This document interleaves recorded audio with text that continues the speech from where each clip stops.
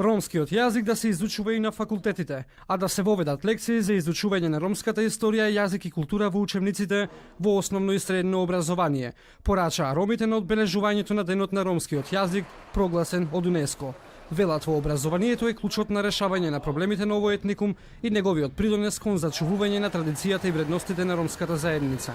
Ромскиот јазик треба да се изучува во високообразовните институции, бидејќи е од витално значење за сите. Најмногу за ромите, бидејќи ни недостасува стручен кадар кој што би работел со дечињата роми. Сметам дека е неопходно тоа да се направи. На ромите најмногу се посветува внимание нели на 8 април. Убаво е да се има уште еден ден во кој ќе се празнува, ќе се означи овој важен ден за ромската историја и ромскиот јазик. Министерот за имплементација на националната стратегија на ромите во Македонија Самка Ибраимовски најави иницијатива во собранието за прогласување на 7 ноември како ден на ромскиот јазик во Македонија, со што, како што рече, институциите ќе дадат свој придонес за подобро интегрирање на ромите. Поднесла иницијатива до Собранието на Република Македонија за прогласување на овој ден за национален ден на ромскиот јазик во Република Македонија.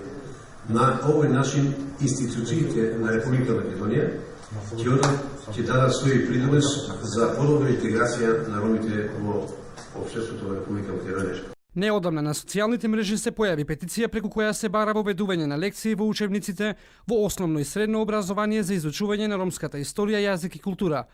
Професорот Демир Лјатев, кој предава на Филозофскиот факултет во Загреб, вели дека преку образовна инклузија ќе се добијат поголеми резултати.